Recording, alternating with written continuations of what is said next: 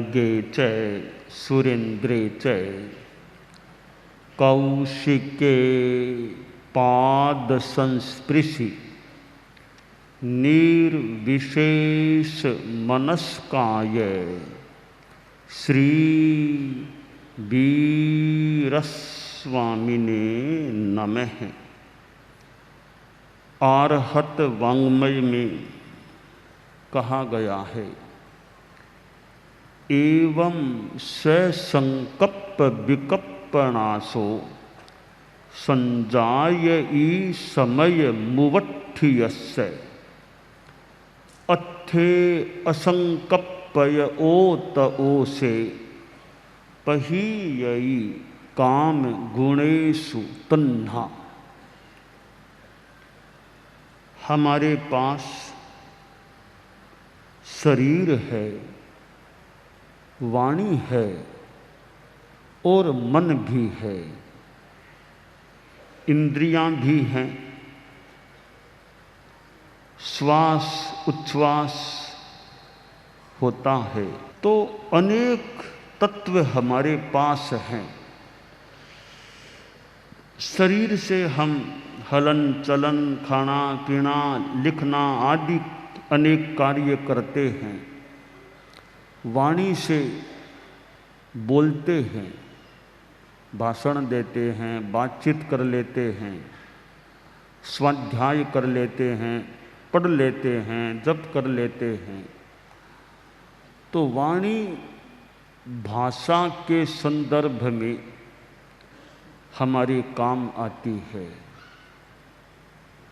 और मन है, मन से हम मनोवर्गणा के पुद्गलों के माध्यम से, सहयोग से चिंतन करते हैं, स्मृति करते हैं, कल्पनाएं कर लेते हैं। और मन में कभी प्रसन्नता हो जाती है, हर्ष हो जाता है, और कभी मन विषादग्रस्त भी बन सकता है, बन जाता है। मन में संकल्प विकल्प उठते हैं। मन भावों को ग्रहण करने वाला है, भाव ग्राह्य हैं मन के, और मन भावों का ग्राहक होता है। यो मन और भाव का अपना रिश्ता होता है, संबंध होता है। मन सुमन भी बन सकता है और वह दुर्मन भी बन सकता है। जब मन में शिव संकल्प होते हैं, कल्याणकारी विचार होते हैं, सुंदर कल्पना होती है, अच्छी स्मृति में कोई चीज आती है, अच्छे भाव मन के कैनवास पर मानो उतरते हैं, तो यह मन सु हो जाता है, सुमन हो जाता है। गलत विचार, खराब चिंतन आदि हों तो दुर्मन की स्थिति भी बन जाती है। मन से हम सोचते हैं, स्मृति आदि करते हैं, तो हम कैसे सोचें, कैसे स्मृति करें, कैसे कल्पना करें, यह एक प्रश्न है। सीधा सा उत्तर है, सोचें तो अच्छा सोचें, स्मृतियां करें तो ज़्यादा अच्छी करें, कल्पनाएं करें तो अच्छी करें। तो सम्यक सोचना, सम्यक स्मृति करना और सम्यक कल्पना करना। हमारे मन में अच्छे विचार हों। देखिए, ज्यादा पाप मन वाला प्राणी ही कर सकता है, ज्यादा धर्म भी मन वाला प्राणी ही कर सकता है। जो असंगी हैं, अमनस्क हैं, न तो ज़्यादा पाप कर सकते न ज़्यादा धर्म कर सकते। कोई भी असंगी प्राणी 7वीं नरक में नहीं जा सकता मर करके। कोई भी असंगी प्राणी 6ठी मेघ, 5वीं मेघ, 4थी मेघ, 3री मेघ, 2री में नरक में संभवतः नहीं जा सकता। केवल कोई पहली नरक तक कोई असंगी प्राणी चला जाए, क्योंकि असंगी इतना पाप कर नहीं सकता कि 2री, 3री आदि नरकों में उस जीव का जाना हो जाए। कोई भी असंगी प्राणी अनुत्तर विमान में जाकर पैदा नहीं होता। नवग्रैविक में यानी इतना धर्म, इतना पुण्य अर्जित नहीं कर सकता कि बहुत ज़्यादा ऊंची देव गति में जाए। तो समनस्क होना एक विकास का प्रामाण्य है कि समनस्क प्राणी यानी इतना विकास किया है कि समनस्क है तो 5 इंद्रियां जरूर हैं। समनस्क वही प्राणी होता है जिसके 5 इंद्रियां होती हैं। 4 ही इंद्रियां हैं, 3 ही हैं, 2 ही हैं, 1 ही हैं। ये सारे चतुरिंद्रिय तक के प्राणी तो अमनस्क ही होते हैं। और पंचेंद्रिय प्राणी भी कई अमनस्क होते हैं। तो समनस्क होंगे तो पंचेंद्रिय प्राणी ही होंगे। तो मन का होना विकास का मानो सर्टिफिकेट है कि इसने इतना विकास कर लिया है। तो हम मन का बढ़िया उपयोग करने का प्रयास करें। एक विचार दिमाग में ऐसा आता है, हम दुखी बन सकते हैं। दूसरा विचार ऐसा आ सकता है, दुख दूर हो जाता है, चित्त प्रसन्न और चित्त शांत हो जाता है। तो ये चिंतन का बड़ा अंतर है। एक आदमी सोचता है कि कल गई वो रात, एक रात गई, आगे फिर शाम को रात आ जाएगी सूर्यास्त के बाद। इधर भी रात उधर भी रात, दिन तो बीच में एक ही मिलता है, दोनों तरफ रात हैं, दिन तो एक ही मिलता है। ऐसे कैसे जीवन चलेगा? दूसरा आदमी सोचता है कि इधर भी दिन उधर भी दिन, बीच में रात एक ही आती है, आराम से जीवन चलेगा। अब यहाँ पर मेरा अपना एक विचार है कि ये दोनों ही प्रकार के चिंतन असमीचीन हैं। क्यों सोचें कि दोनों ओर रात है? क्यों सोचें दोनों ओर दिन है? रियल थिंकिंग होनी चाहिए। रियल थिंकिंग क्या है भाई? एक दिन एक रात, एक दिन रात, यह हमारी सृष्टि का यहाँ क्रम चल रहा है। 2 रात और 1 दिन, यह सोचना भी मेरे ख्याल से ठीक नहीं पूरा। 2 दिन 1 रात, यह सोचना भी पूरा ठीक नहीं। केवल मन को राजी करने के लिए हम क्यों सोचें? रियल थिंकिंग, जो वस्तु स्थिति है, उसको जानने का, उसको समझने का प्रयास करें। अब गिलास का आधा भरा हुआ है, आधा खाली है। एक आदमी सोचता है भी आधा गिलास खाली खाली खाली, वो खाली को देखकर दुखी हो रहा है। दूसरा सोचता है आधा गिलास भरा हुआ, उसको देखकर सुखी हो रहा है। और चिंतन यह होना चाहिए भी आधा गिलास खाली है, आधा भरा है, तो एकदम यथार्थ स्थिति सामने आ जाती है।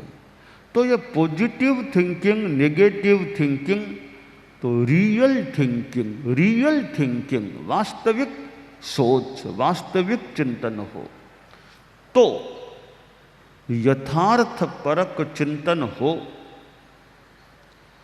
और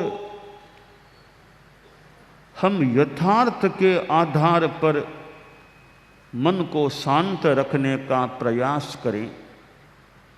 मान लो कठिनाई है भी तो है, दुखी क्यों बने, शांति रखें। जो समय है उसका उपयोग करें। राजा था, कोई शिकायत आ गई मंत्री के बारे में।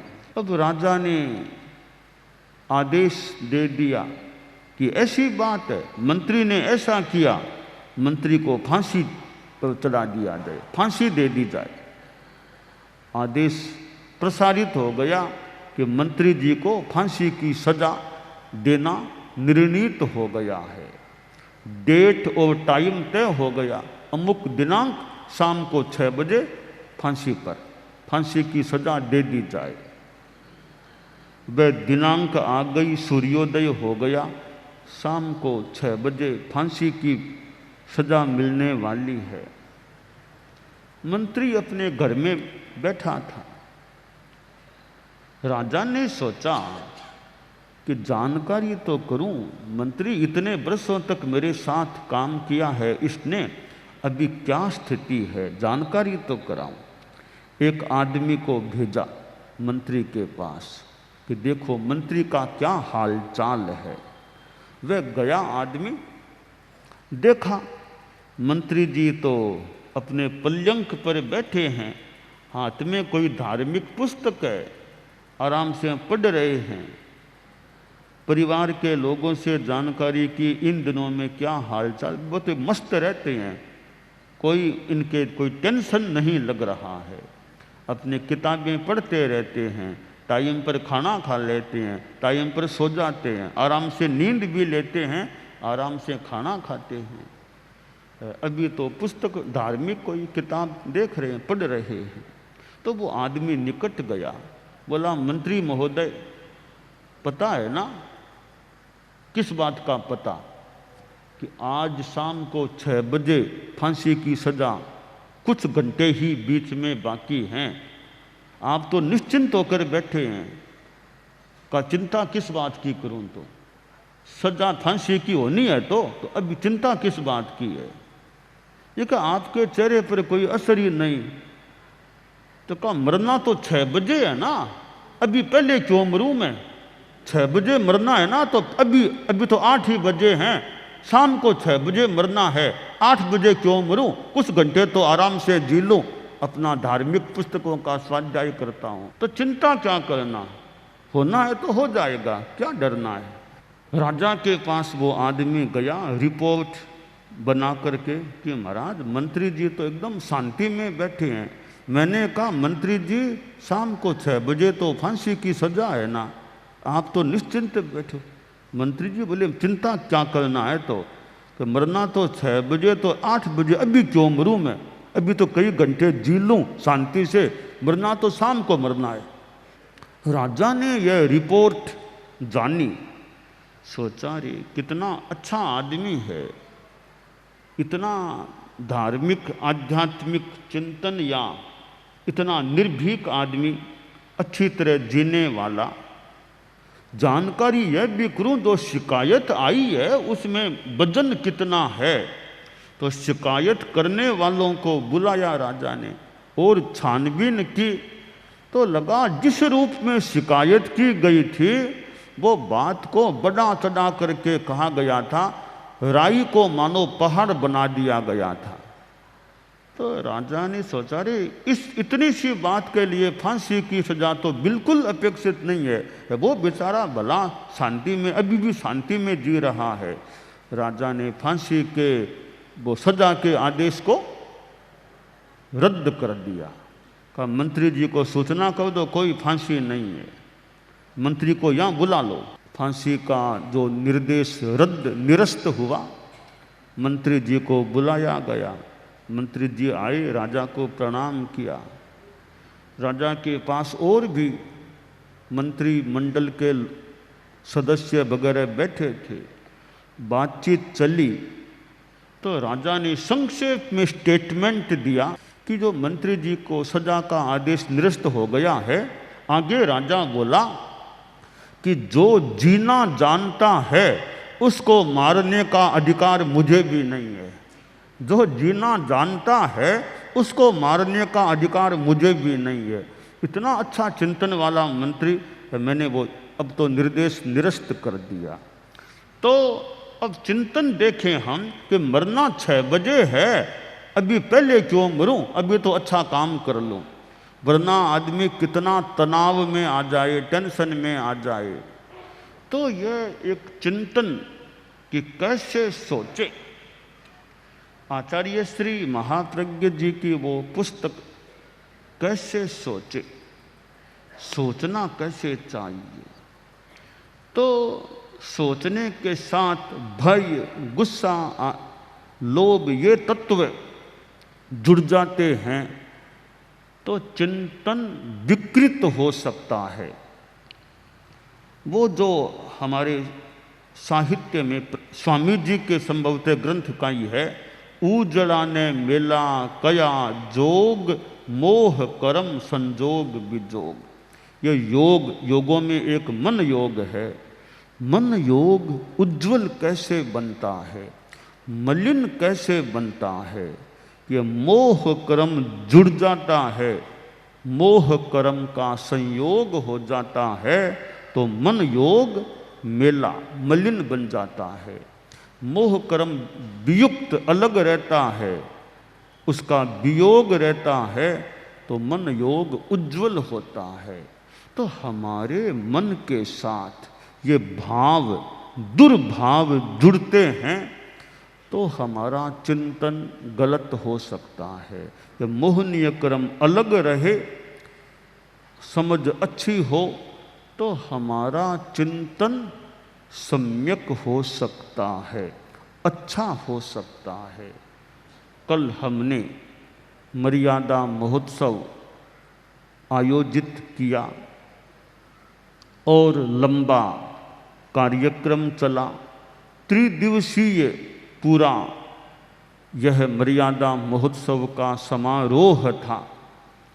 और अनेक कितने लोगों ने, कल तो कितने लोगों ने यहाँ भाग लिया, और यहाँ भाग लिया पता नहीं इससे कितने ज़्यादा लोगों ने बाहर भाग लिया होगा, दूर से भाग लिया होगा।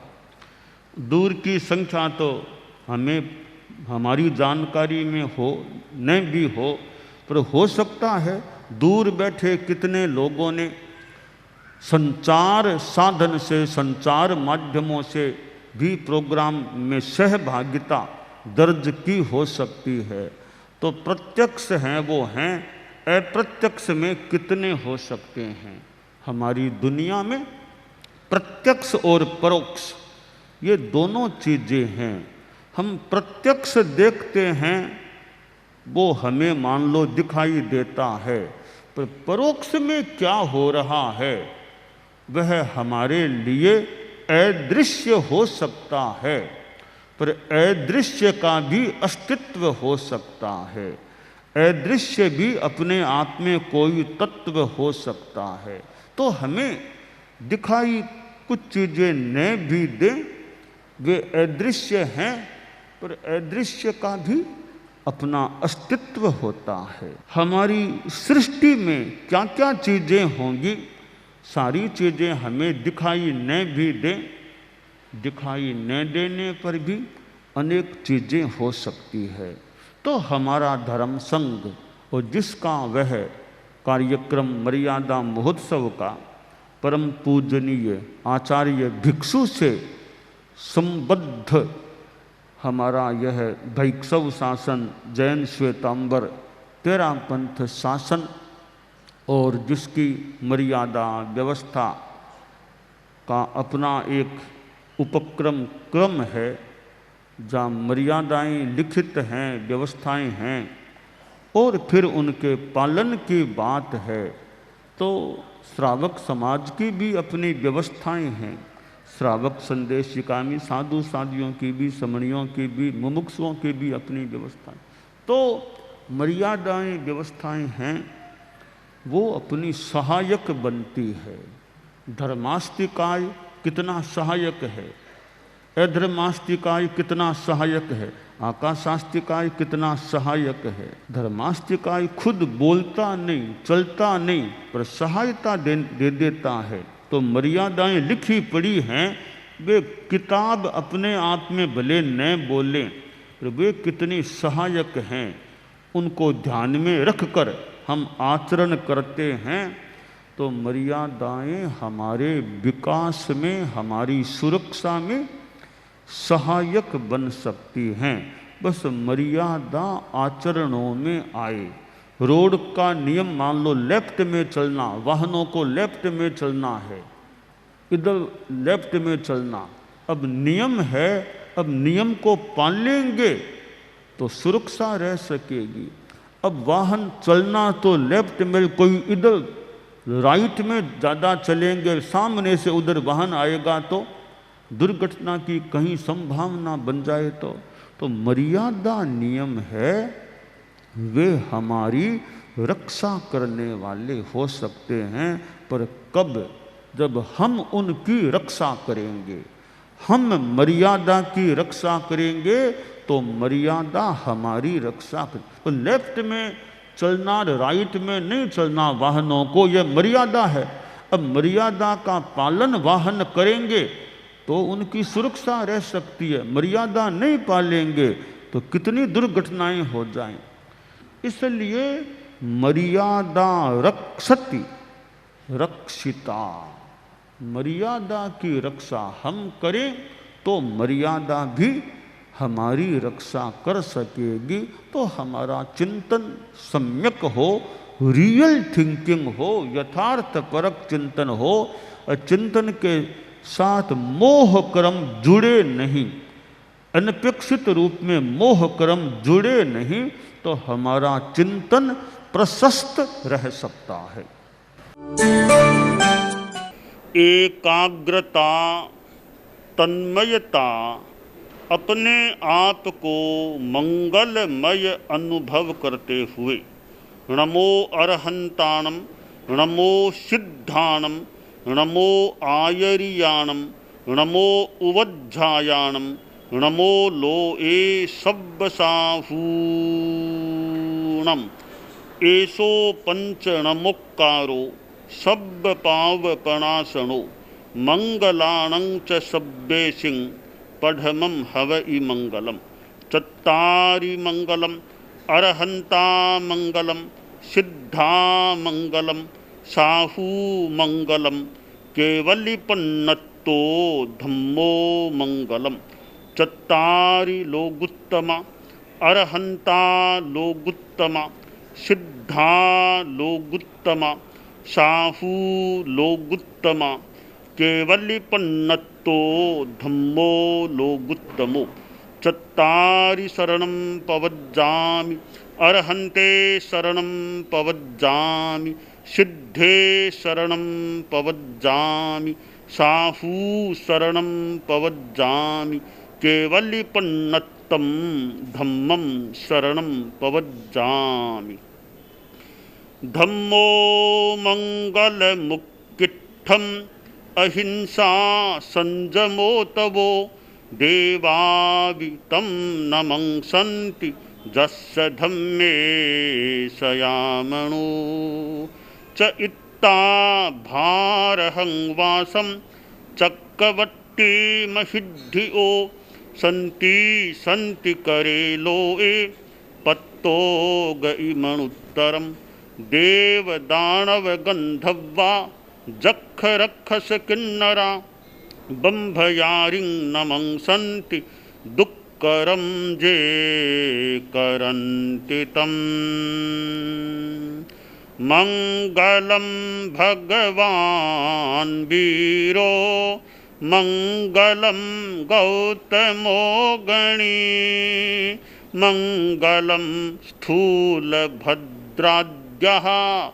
जैन धर्मोस्तु मंगलम। मंगलम मतिमान् भिक्षुः, मंगलम भारमल्लकः, मंगलम रायचंद्राद्या मंगलम तुलसी गुरु महाप्रज्ञोस्तु मंगलम तेरा पंथोस्तु मंगलम।